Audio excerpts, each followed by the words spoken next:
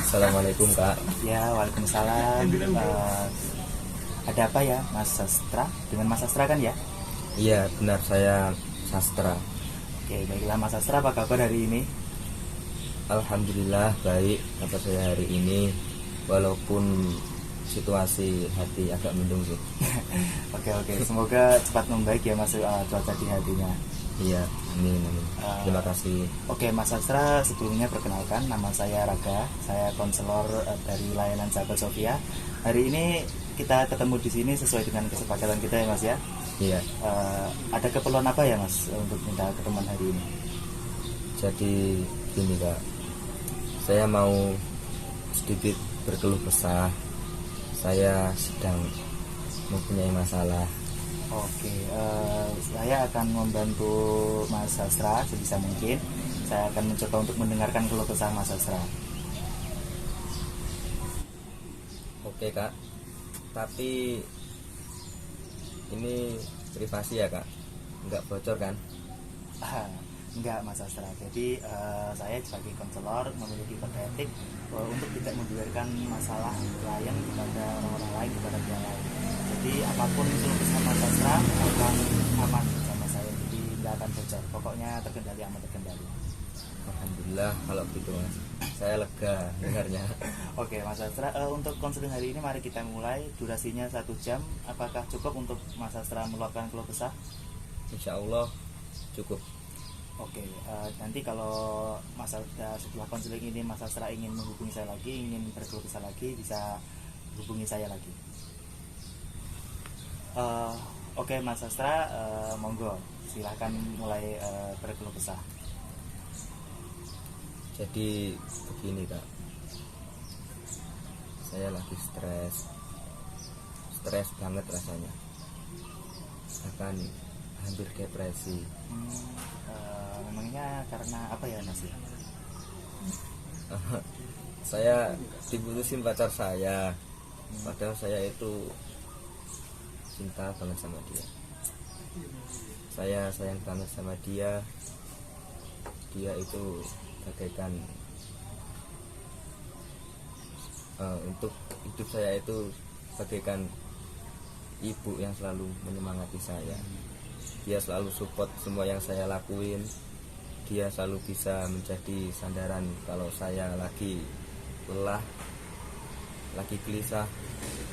Pokok intinya dia yang selalu dapat membuat hati saya itu nyaman. Dan begitu juga sebaliknya Kak, saya selalu ngelakuin apa yang dia mau, apa yang dia minta. Saya juga selalu nemenin dia kapanpun dia butuh. Pokoknya kami saling menguatkan rasa satu sama lain. Bahagia bersama, sedih juga kami rasakan bersama. Tapi belakangan ini sikapnya dia agak berubah. Yang biasanya manja banget, cerewet dan ceria, tiba-tiba jadi banyak diamnya, cuek dan dingin, kurang tanggapan pula. Ketika saya tanya kenapa, dia cuma jawab nggak apa-apa dan fokus ke HP terus. Dan itu berlangsung lama sampai akhirnya hubungan kita itu yang awalnya deket banget akhirnya menjadi renggang. Yang awalnya sering ketemu, sering chat, sama sering teleponan, sekarang jadi jarang banget. Dan keadaan renggang itu berlangsung cukup lama Kak, mungkin sekitar 4 bulan ya. Saya mencoba untuk memperbaiki keadaan dan bertahan selama mungkin, karena saya nggak mau berpisah dengan dia. Keadaan saya waktu itu benar-benar takut banget kalau sampai kami pisah, sehingga saya tetap berusaha menjaga komunikasi meskipun sering diabaikan, karena saya benar-benar takut kalau sampai hubungan kami berakhir. Terus satu waktu pas belanja di supermarket, pas keluar saya ngelihat pacar saya lewat dan dibonceng sama cowok lain. Dan di situ dia ceria banget kayaknya. kayak dia yang dulu biasanya beda banget sama sikapnya ke saya yang sekarang.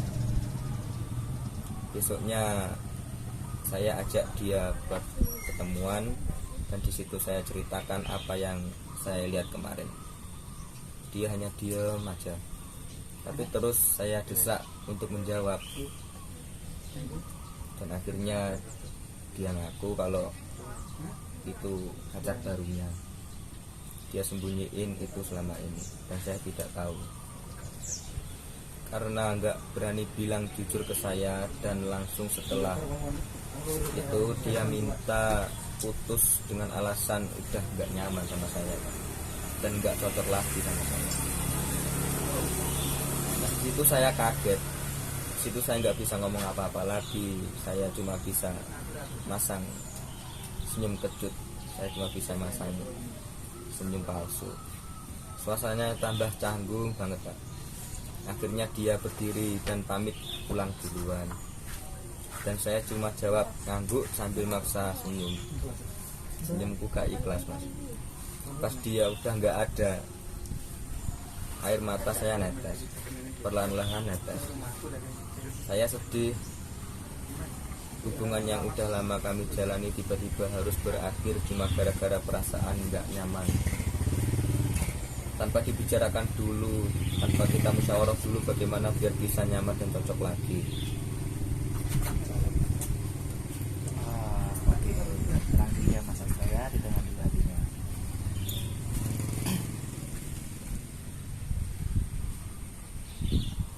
Jadi kalau boleh saya perjelas di sini, dari apa yang telah Mas Astra ceritakan, bahwa Mas Astra sudah cukup lama berhubungan dengan doi ya Mas Astra ya, dengan pacar Mas Astra, saling menyayangi ya, saling membahagiakan, suka duka dilewati bersama, dan juga saling membantu jika ada di antara kalian yang kesusahan. Tapi tiba-tiba pacar Mas Astra sikapnya berubah drastis, yang kemudian membuat hubungan antara Mas Astra dengan pacar Mas Astra renggang. Yang dulu rekat sekarang renggang. Tapi Mas Astra berusaha untuk mempertahankannya.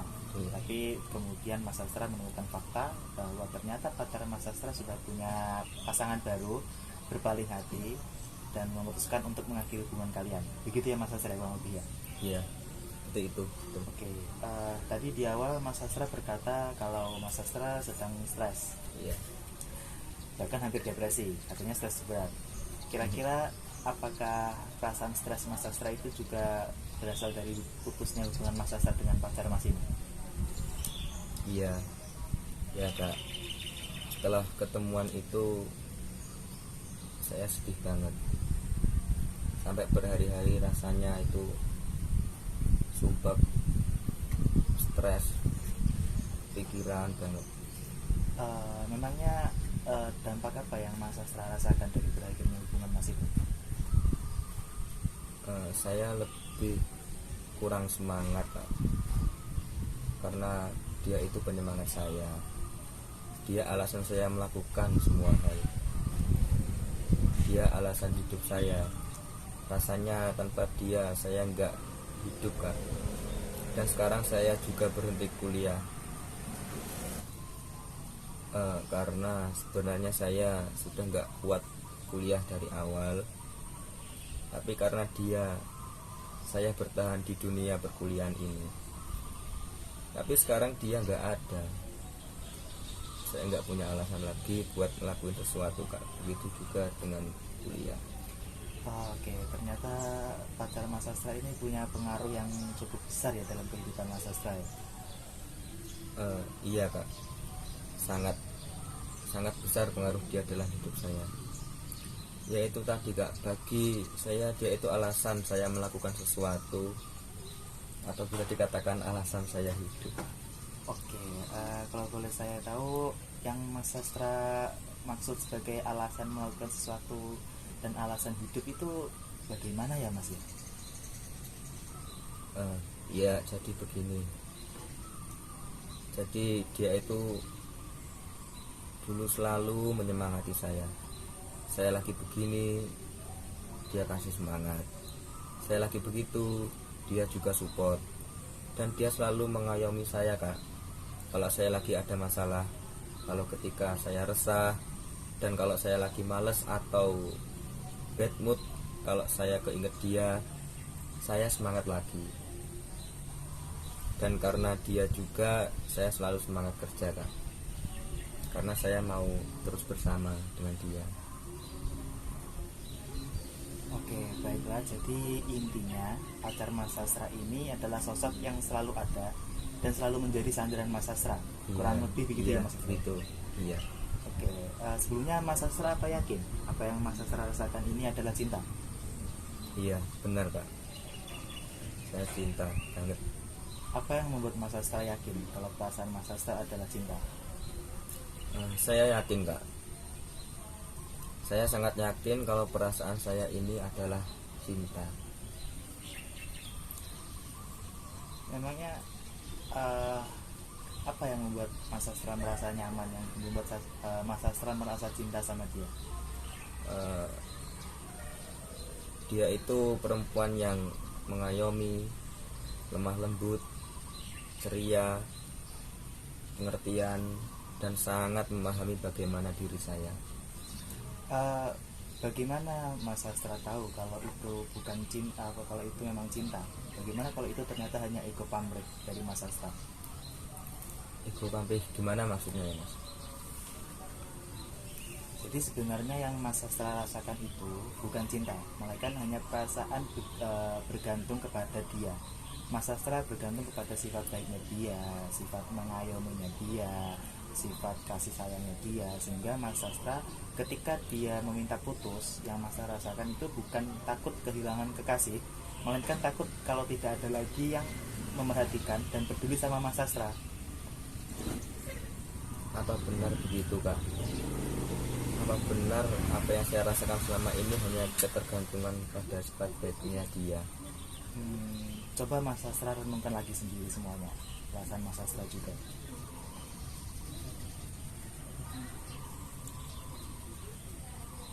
Kalau dipikirkan lagi, mungkin apa yang Kak Raga benar adanya. Selama ini orang-orang di sekitar saya hanya memperdulikan urusan mereka masing-masing. Mereka hanya fokus pada hidup mereka dan tidak begitu memperdulikan orang lain. Dan hanya dia yang peduli dengan saya. Cuma dia yang memperhatikan saya.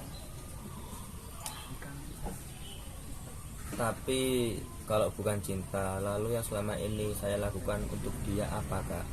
Namanya, dia minta ini, saya turuti. Dia mau itu, saya ikuti. Saya bahkan berkorban demi menyenangkan dia juga.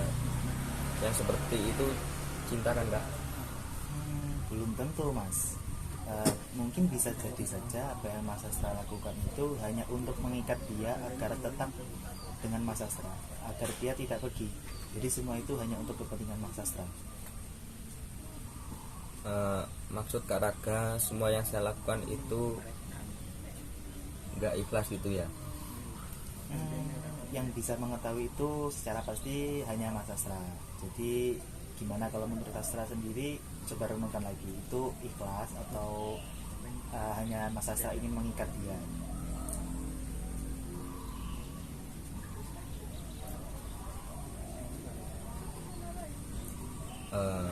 Mungkin yang Kak Raga katakan ada benarnya juga.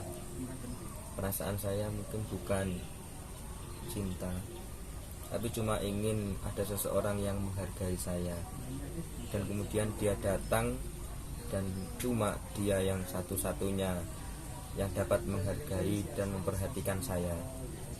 Makanya saya takut kehilangan dia, karena saya takut sendiri lagi.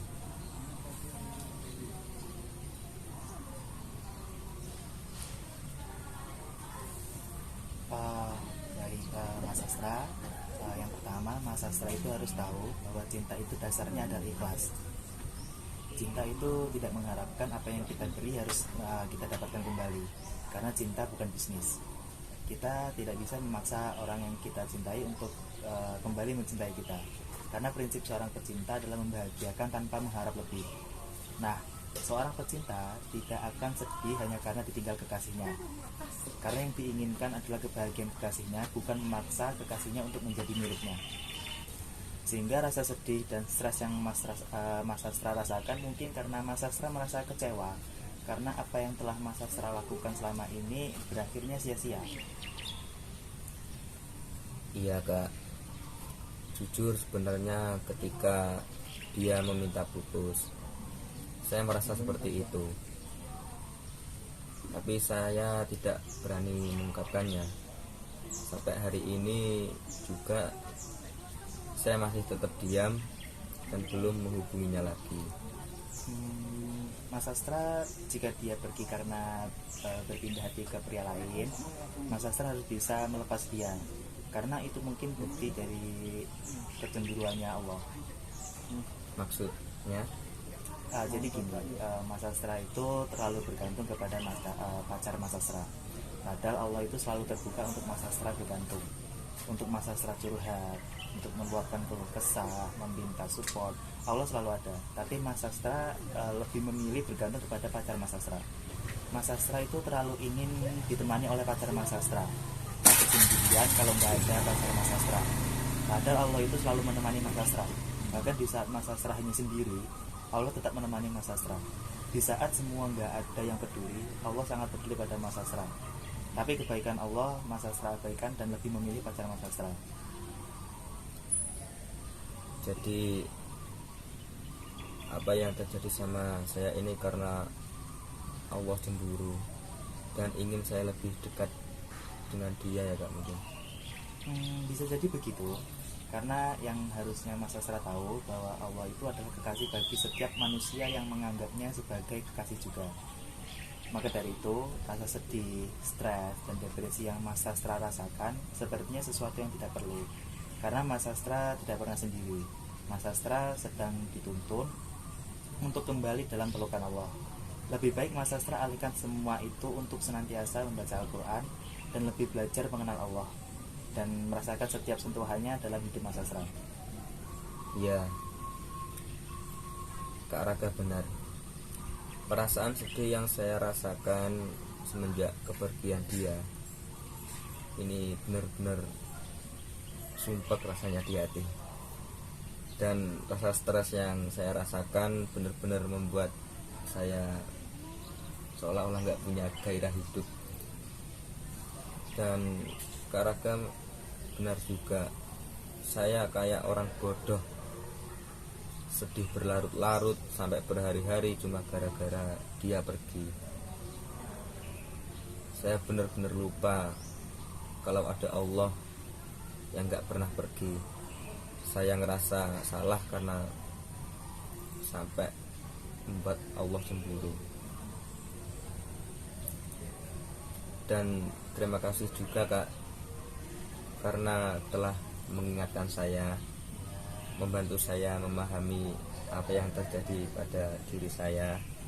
Dan juga terima kasih karena telah mengajarkan pada saya apa itu cinta. Iya, oke. Sama-sama ya Mas Sastra ya. Saya hanya bisa membantu seperti ini saja. Jadi semua tetap kembali kepada Mas Sastra.